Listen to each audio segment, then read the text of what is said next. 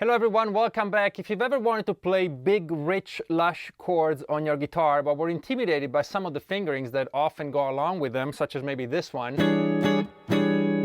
fear not, I've got you covered. Today I will show you 12 beautiful but also quite complex chords, at least on paper, but will make them so easy to play that even if you're a total beginner, just bought your guitar 2 days ago, you'll be able to play all of them. Now, these chords use, of course, a lot of open strings, but if you know a bit more about guitar, feel free to move them around. All you need is a little bit of a bar with this finger. If you need some help with that, there's a video for that too. But without further ado, let's begin.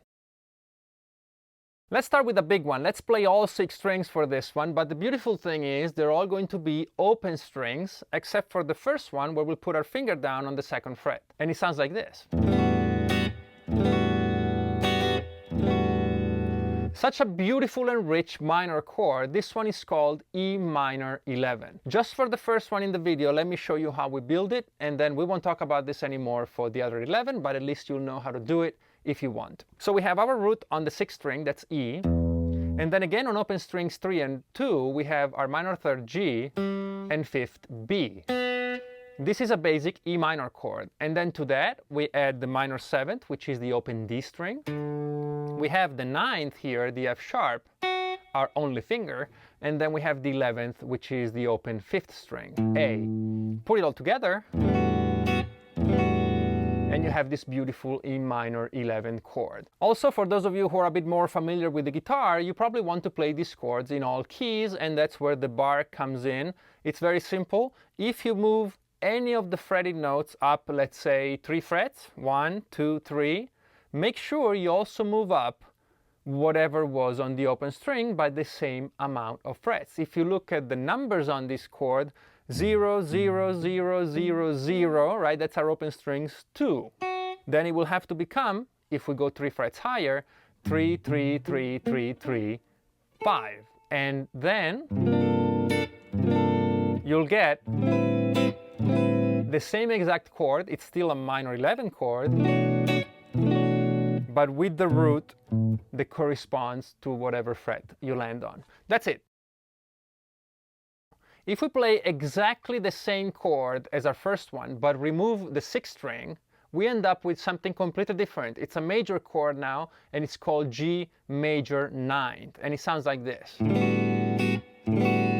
The root now is here on the 3rd string, which brings us to another interesting idea. If you have a hard time hearing these chords in context, because sometimes the root is not going to be at the bottom, make sure you record yourself playing a bass note of the key, just the name of the chord. If the chord says G, just record the G, maybe have a friend play it on the bass maybe, and play on top of it, and you'll feel these chords sound correct in relationship to the root, but this is the sound.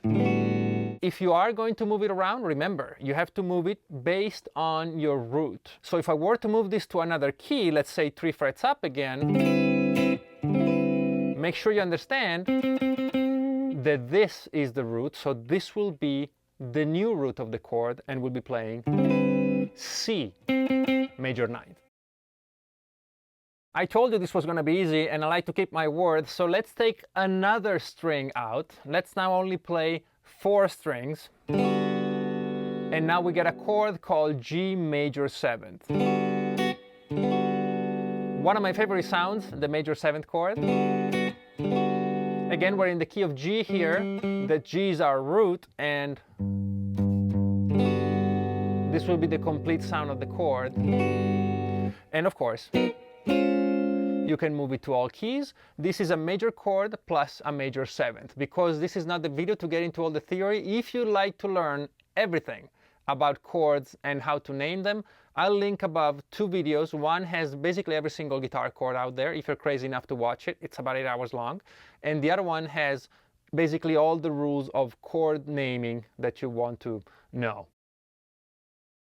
For chord number 4, let's again play the same thing as before, but now I'll ask you to lower this 1st string 1 fret, from the 2nd to the 1st, and we'll get a G 7th chord. This is a dominant sound, very different from the previous one, completely different function. Great for the blues, of course. and for many other styles of music. This is called G7. I know some of you might have guessed it already, but starting from the previous chord, let's simply remove completely our left hand to discover the G6 chord, sometimes called G major 6. It's a major chord plus a 6. Here's with the root at the bottom.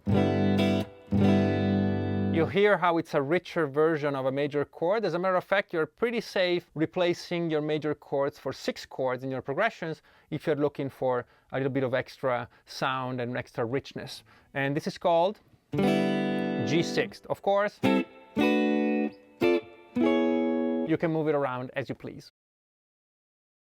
You know what? The 6 chords are so important. Let me give you another one. Let's start from the same chord as before, but now let's place our fingers on the 2nd fret of the 3rd string and the 2nd fret of the 1st. And this is the chord we're going to find. It's called D6. It's the same chord as the G6 from before, but now it's in a different key by simply adding 2 fingers. Now the root stays at the bottom for this one, the open D string. So you might hear it a bit more complete than the previous one, but they're both, of course, absolutely legit 6 chords.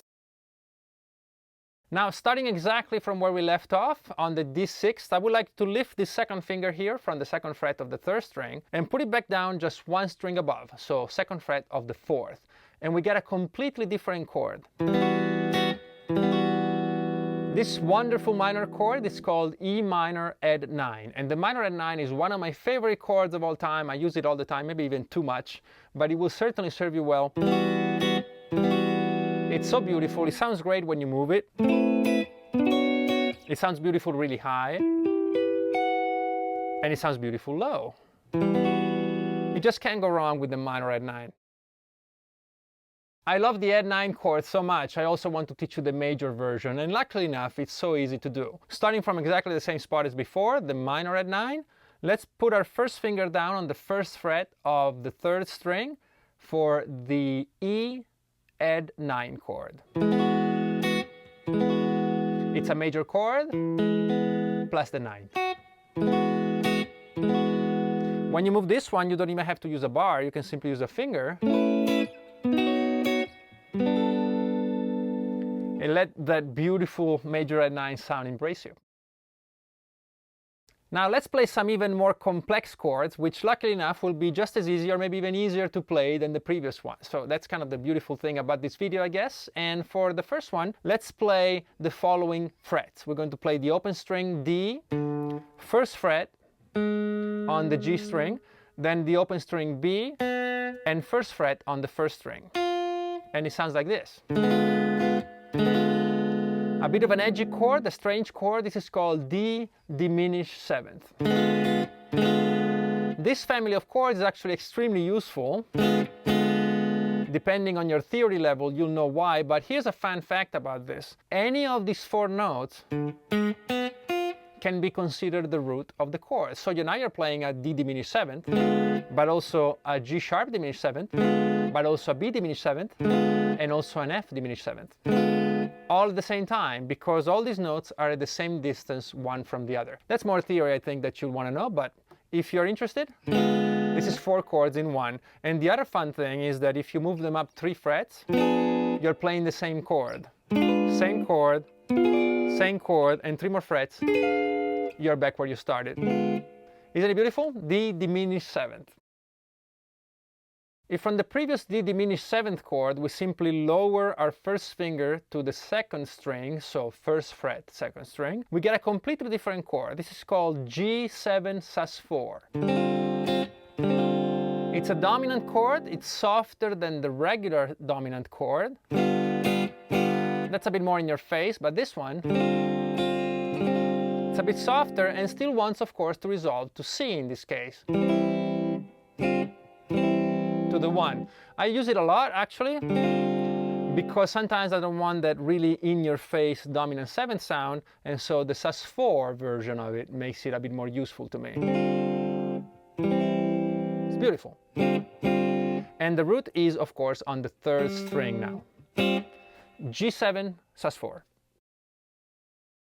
If we take the same two fingers here but move them up one string each, so we're playing open, 1, 1, open, it's again a completely different chord. This